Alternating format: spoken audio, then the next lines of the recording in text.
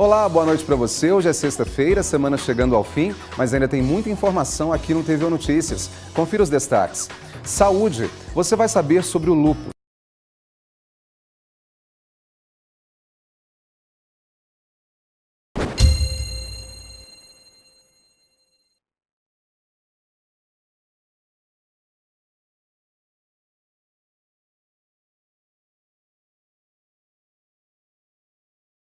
Olá, boa noite para você. Hoje é sexta-feira, semana chegando ao fim, mas ainda tem muita informação aqui no TVO Notícias. Confira os destaques. Saúde, você vai saber sobre o lúpus, possíveis causas, tratamento e como é a vida de quem convive com a doença. Você já pensou sobre a possibilidade de fazer um testamento? Nós vamos falar em que condições isso pode ser feito. Um novo conceito de família, filhos criados por dois pais ou duas mães. É o amor que prevalece. E a história do bairro Patrimônio de Uberlândia, contada em um documentário cheio de memórias em nome da preservação da cultura da nossa terra e da nossa gente. O TVO Notícias está só começando.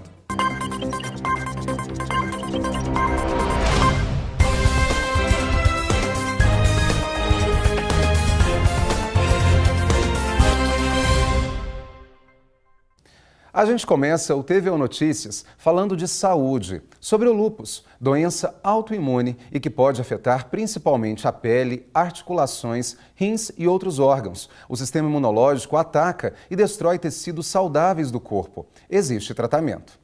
Mariana foi diagnosticada com lúpus aos 18 anos. Depois de um ano passando por vários especialistas, a estudante finalmente conseguiu saber o que realmente tinha em uma consulta no dermatologista. Eu sentia muita dor muscular, muita dor articular, rigidez no matinal, eu tinha febre baixa sem ter uma causa específica, eu tinha feridas na boca, todo um desconforto geral, uma fadiga. E eu ia em vários médicos e eu não tinha um diagnóstico. Eu viajei, eu fui para a praia e quando eu voltei com o rash malar, o eritema malar no rosto. E eu procurei um dermatologista para me ver o que era. Quando eu entrei no consultório, ele olhou para mim e perguntou se eu tinha lúpus, mas eu não tinha conhecimento nenhum a respeito do que era a doença. Ela é portadora do lúpus eritematoso sistêmico, conhecido popularmente apenas como lúpus, o mais comum. A doença autoimune afeta principalmente pele, articulações, rins e cérebro. Lúpus, em latim, significa lobo. É porque inicialmente foi reconhecido por algumas lesões cutâneas mais complicadas que se pareciam até com mordida de lobo. Por isso que foi chamado assim, mas isso 150 anos atrás. O lúpus é uma doença reumatológica, o lúpus eritematoso sistêmico, de tipo autoimune. O que significa? Significa que é uma das várias doenças reumáticas que são causadas por uma agressão do sistema imunológico, que é o sistema de defesa do organismo, contra o próprio organismo. Existe ainda outro tipo da doença, menos agressivo. Tem uma forma de lúpus que é somente cutânea, chama lúpus eritematoso cutâneo. Então, essa é uma doença que dá só praticamente na pele, então é uma doença dermatológica. Ainda não há uma causa determinada para o aparecimento da doença, mas sabe-se que ela afeta mais mulheres que homens. Em torno de 6, 7 mulheres para cada homem, e isso tem uma base hormonal. Tanto que o lúpus costuma aparecer primeiro na mulher jovem em idade fértil. Muito difícil, pode acontecer, mas é muito difícil, que o lúpus apareça na mulher depois da menopausa.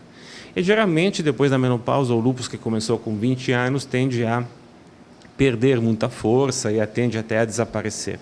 Nos homens pode ter lúpus, pode sim, só que é mais raro que acontece. Para tratar a doença, a pessoa deve procurar um reumatologista.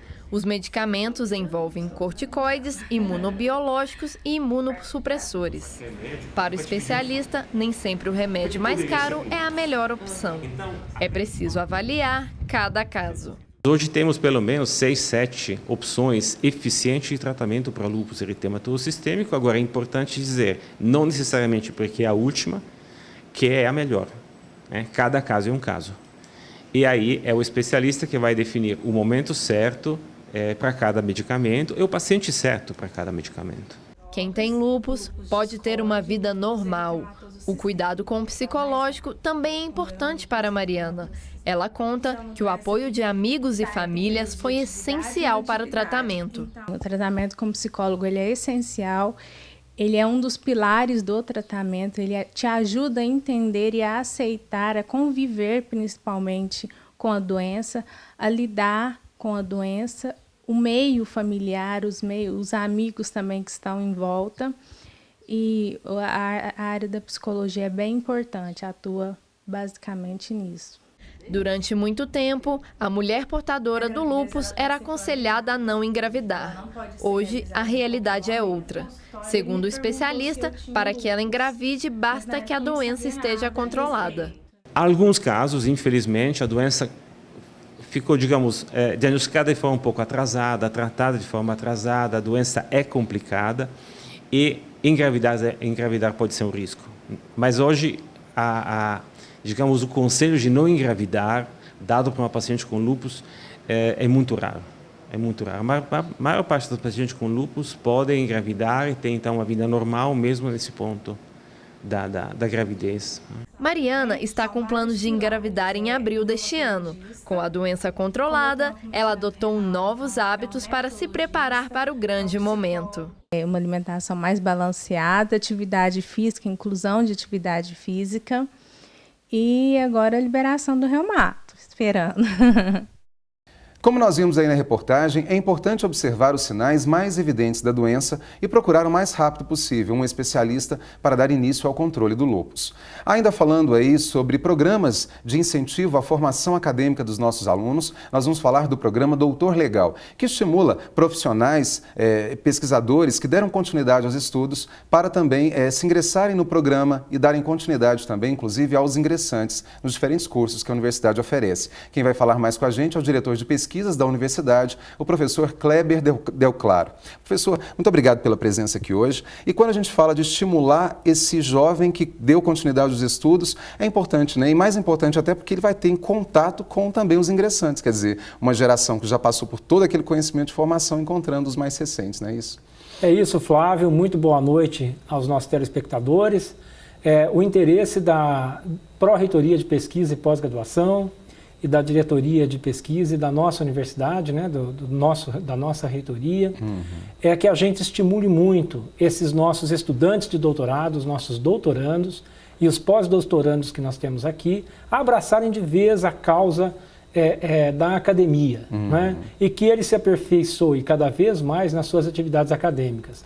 Normalmente, o pessoal que está fazendo um doutorado, ele está ali trabalhando para desenvolver a sua pesquisa, para publicar os seus artigos.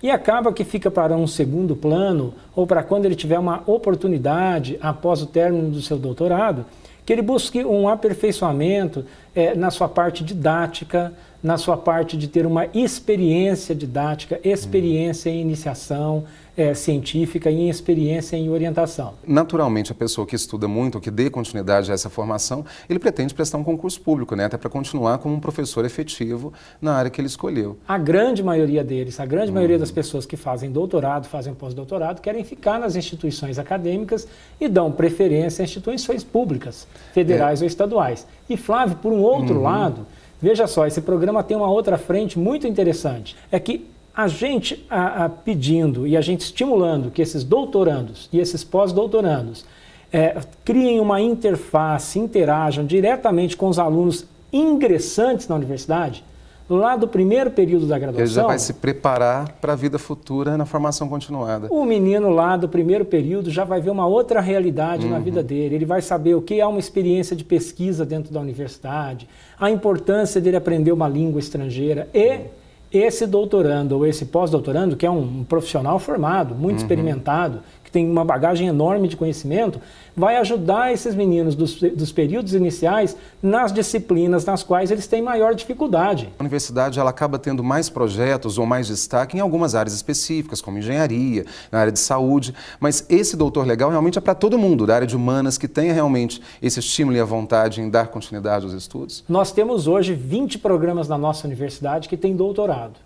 E um pós-doutor, ele pode estar associado a um professor de qualquer área da nossa universidade. E esse programa, inclusive, ele é aberto a doutorandos e pós-doutorandos que não são da nossa universidade, mas estão aqui na nossa universidade sob orientação de algum dos nossos docentes.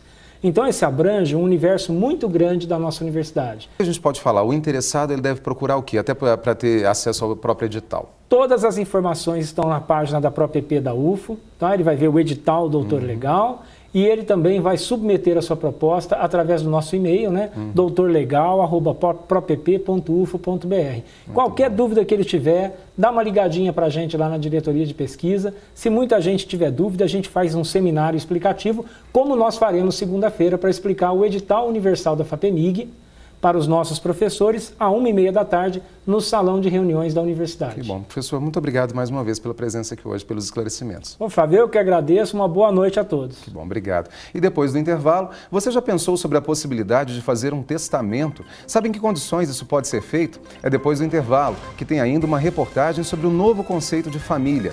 É um instante só, o TV Notícias volta já.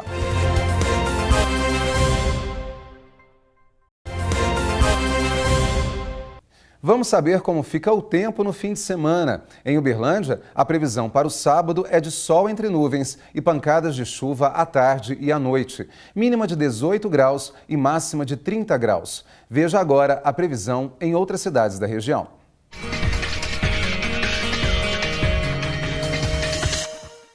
Em Vazante, a previsão é de tempo nublado e também pode chover no fim do dia. A temperatura mínima é de 19 e a máxima prevista é de 32 graus. Em Patrocínio, tempo nublado com possibilidade de chuva durante o dia. Mínima de 18 e máxima de 30 graus na cidade. Em Patos de Minas, tempo fechado, mas com temperatura alta neste sábado. A mínima é de 15 e a máxima chega a 31 graus. Em Monte Carmelo, a temperatura deve ficar entre 16 e 29 graus. Chove muito à tarde e à noite. O conceito de família vem mudando muito nos últimos anos. A participação dos avós, por exemplo, na criação dos netos. Filhos criados por 2 pais ou 2 mães. O que existe em comum? O amor e a vontade de estarem juntos. Família reunida em mais um dia. Aqui na casa da Carla, ficar assim, juntinho, curtindo, é uma prioridade. Há 12 anos, ela e o marido Elvésio se conheceram, mas havia um detalhe. Ela já tinha um filho e ele outro. E tivemos um filho em comum. Então, nós somos uma família de 3 filhos e com mães diferentes, né? E apesar dessa diversidade, nós não tivemos choques, nós não tivemos traumas, então não tem assim, ciúmes, não tem disputa, não tem agressividade, apesar de sermos diferentes aí, né? E aquela antiga ideia de família patriarcal, onde o homem manda e a mulher é submissa, já ficou para trás. A gente não tem esses papéis definidos, né? Quem tem dinheiro no momento é que vai lá e que paga a conta, né? Na verdade, igual agora ele vai quitar uma conta bem grande que a gente precisa. Aí quando é em outro momento, a moto dele, por exemplo, ele comprou financiada, eu que fui lá e fiz o financiamento. Então a gente não tem essa coisa patriarcal há muito tempo, né? Fotos, recordações. O Oswaldo é casado com o Marcos há 25 anos. Ele já teve um outro relacionamento. Dessa união nasceram 2 filhos, hoje com 34 e 32 anos. Pode parecer diferente, mas olha, hoje todos se dão muito bem. Bom, a relação do Marco com o Gabriel, meu filho mais jovem, é muito tranquila e é muito afetuosa. Com a minha família, aqui minha mãe e meus irmãos, também Marquinhos é muito bem recebido e eles acho que aprenderam a entender que a nossa família não é muito diferente daquelas outras dos meus irmãos que mantêm relações tradicionais, casamentos e famílias no desenho mais tradicional. E nem vem com essa de tentar apontar quem é o pai, quem é a mãe da relação, viu? A forma do nosso casamento é um pouco diferente, porque não tem ninguém fazendo aqui o papel da mãe e do pai. Somos dois homens e que nos encaixamos nesse novo modelo de família que eu acho que as pessoas ainda precisam aprender a aceitar e conviver. De uma forma, de outra ou de tantas outras que possam existir, o que fala mais alto é sempre o amor. É isso que eu tento fazer dentro do nosso lar, sabe? Fazer com que a gente possa ser realmente exemplo, que a gente possa formar o Heitor, que agora ainda está nessa fase de formação, né? Com respeito, com fraternidade, com caridade. De certa forma, a gente é predestinado a ter essas pessoas ao nosso lado, se amando e convivendo e construindo um mundo melhor. Ainda falando de família e do direito sobre os bens que são adquiridos ao longo da vida, ainda é mais comum a divisão em partes iguais quando o pai ou a mãe morre. Mas com todo esse rearranjo familiar e outras questões mais, é possível ser feito um testamento. Mas em que condições isso pode ser feito e como deve ser feito? Quem vai responder essas e outras dúvidas é a advogada Dulcimeire de Menezes Mota, que também é presidente da Comissão de Direito da Família junto à OAB aqui na nossa região. Dulce, muito obrigado pela presença aqui hoje. E a gente fala de testamento, parece que é algo assim tão distante da realidade dos brasileiros na maioria, ou pelo menos de pais que moram junto, né, e que não são separados e tal. Mas tem sim essa possibilidade de fazer um testamento, não é mesmo? Sim, infelizmente assim, as pessoas acham que fazer o testamento está relacionado com a morte. Mas não, ele vai simplesmente estar organizando como ele vai querer que seja disponibilizado esses bens após a sua morte. Por exemplo, o pai e a mãe que vivem juntos, não são separados, eles também podem fazer um testamento? Sim. Por exemplo, eu quero que a fazenda fique para o filho porque ele tem afinidade em cuidar de atividade do campo. Pode ser feita essa repartição também? Sim, qualquer pessoa pode testar os seus bens desde que seja maior de 16 anos e não tem limite de idade e que seja capaz. Então, se uma pessoa, por exemplo, tem alguma doença que afeta sua capacidade, tipo, por exemplo, o Alzheimer, ela fica impedida de testar, mas no mais pode. Sendo casado, a pessoa pode testar 50%, né, que ela tem o patrimônio, e desse 50%, ou seja, 25%, ela pode fazer o testamento. Por quê? Os outros 25% são para os herdeiros necessários. Em que condições é mais comum de se fazer um testamento? Talvez quando os pais já são separados ou têm famílias distintas, ou não, talvez ele tenha um trabalho social em alguma ONG, ele quer fazer uma doação, parte do dinheiro dele. Em que condições é mais comum? Depende muito da pessoa, né? Se ela às vezes quer privilegiar alguém, às vezes ela pode deixar algum patrimônio para um sobrinho, para algum amigo, às vezes a pessoa tá, assim, tem algum problema de saúde, tem aquela pessoa que sempre está ali cuidando dela diariamente, ela pode estar beneficiando essa pessoa, então vai ser muito da relação particular que cada um tem. Dulce, uma outra dúvida, talvez partindo já para o nosso fim aqui da nossa entrevista. E se, por exemplo, a pessoa se sentir lesada, o que ela vai fazer? Aí eu pergunto novamente sobre a validade desse testamento. Ainda pode ser questionado? Pode, ela pode questionar judicialmente, porque se ela se sentir lesada, às vezes a pessoa fez ali o testamento, mas a parte que ela testou foi além do que ela poderia testar, a outra parte a parte que se sente prejudicada pode estar contestando. Pode questionar, por exemplo, a sanidade mental? Pode. Talvez uma pessoa idosa que pode ter um Alzheimer ou um Parkinson que atinge o sistema neurológico, pode ser questionado? Pode, ela tem que provar que a pessoa naquela época não estava capaz. Ah, entendi. Então tudo realmente com comprovação. Tudo com comprovação. Então, se alguém tem alguma dúvida em relação a isso, nós temos aqui em Uberlândia algum setor, talvez a própria comissão sobre o direito de família, pode dar algum tipo de orientação em relação a isso? Pelo menos a quem recorrer? Ela pode estar procurando porque ela não precisa de advogado para poder fazer o testamento. O advogado é necessário para fazer, após a morte, a abertura do testamento, né, a sua efetivação. Mas ela pode consultar qualquer advogado, né, especialista na área, que tenha conhecimento para poder estar se orientando. Quais são os caminhos. Dulce, muito obrigado pelos esclarecimentos aqui no TV Notícias. Obrigado mesmo. E depois do intervalo, você vai conhecer um pouco da história do bairro Patrimônio de Uberlândia. Um documentário foi feito registrando memórias que vão desde o nascimento da cidade aos movimentos culturais ainda preservados. Em um instante só e eu volto já.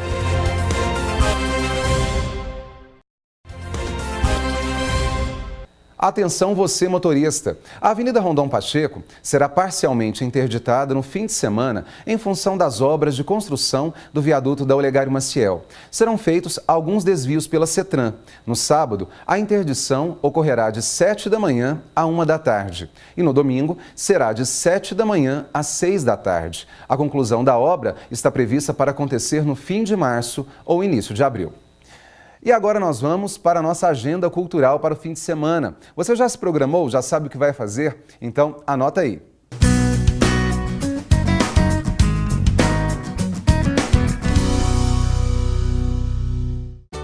Hoje tem a festa Elas Comandam na Nash Pub. Para quem curte pagode, a banda Samba Astral promete esquentar a noite de sexta-feira e fazer muita gente cair na dança. Junto do pagode tem ainda música eletrônica e funk imperdível, a partir das 10 da noite. Sábado tem o espetáculo A Aurora da Minha Vida, da Escola Livre do Grupo Pontapé de Teatro de Uberlândia. A peça, que estreou no último fim de semana, volta aos palcos e convida o público para refletir sobre a educação no Brasil. Sábado tem também em Uberlândia o workshop sobre o perdão, com o terapeuta e especialista em psicoterapia energética de Florianópolis, Fabiano Lauser. Dinâmicas, vivências, jogos, exercícios e práticas estão programadas para os 2 dias de evento, que tem como meta renovar a saúde física e psíquica de cada pessoa, às 9 da manhã no espaço Shala Yoga e Arte. Para encerrar bem o fim de semana, tem mistura de estilos musicais em um só lugar. André Lopes e banda DJ Louis Antoni e o trio Fassuá Forró Pé de Serra fecham o domingo no London Pub, a partir das 8 da noite.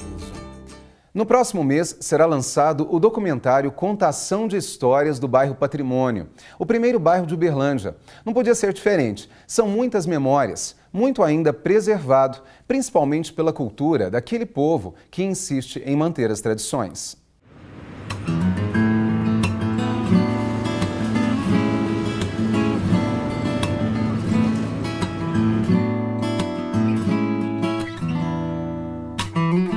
Ele é celebridade no bairro, também não é para menos. O seu João Rodrigues, mais conhecido como Mestre Bolinho, mora no bairro Patrimônio desde que nasceu.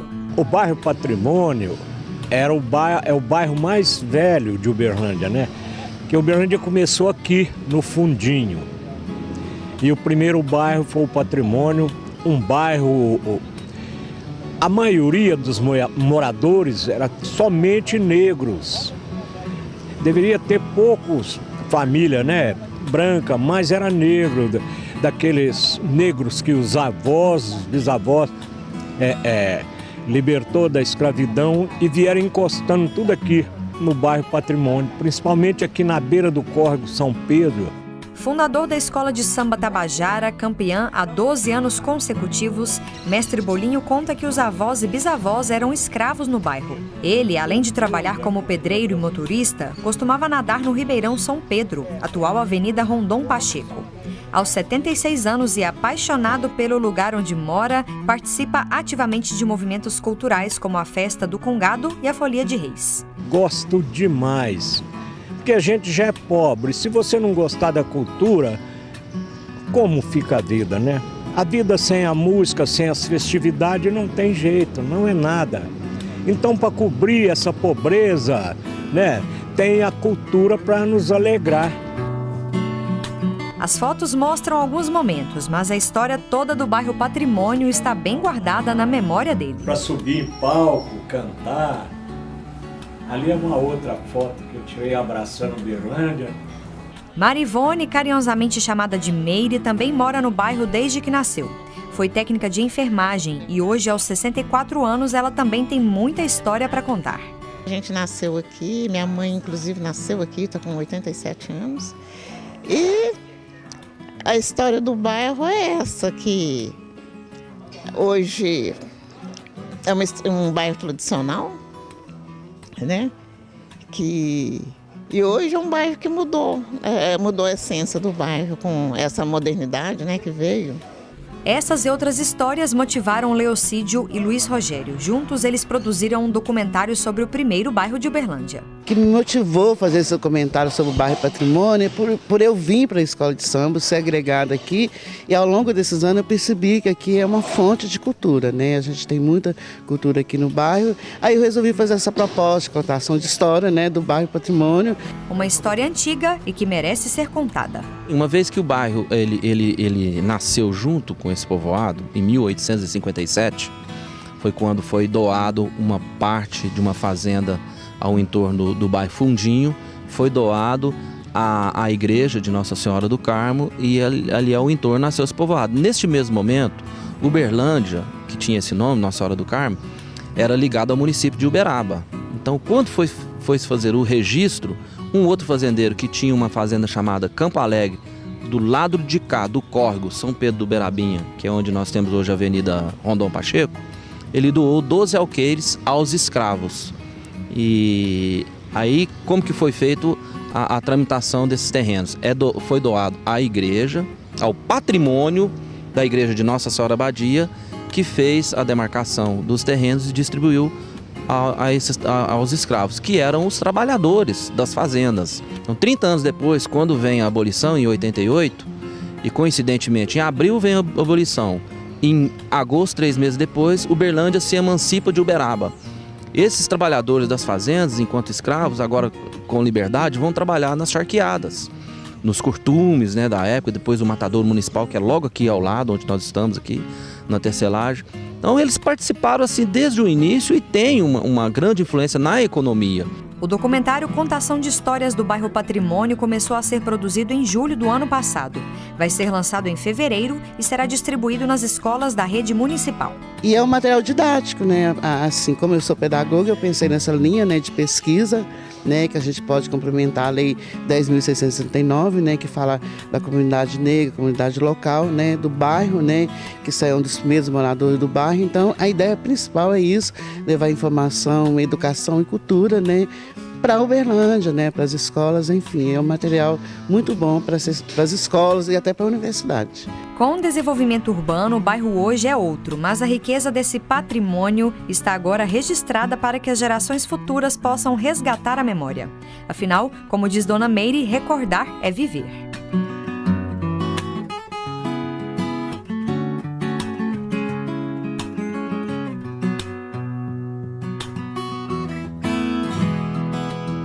Popular e muito querido no bairro, o Mestre Bolinho reforça que, apesar das mudanças inevitáveis da vida, ela tem que ser mais leve. Segundo ele, a festa não pode parar e nem as boas amizades desaparecer. A nossa alegria é festa, festa e mais festa. Essa essência não muda, não? Não muda não. Não deve mudar a vida. Não deve. E com muita festa. Muita festa.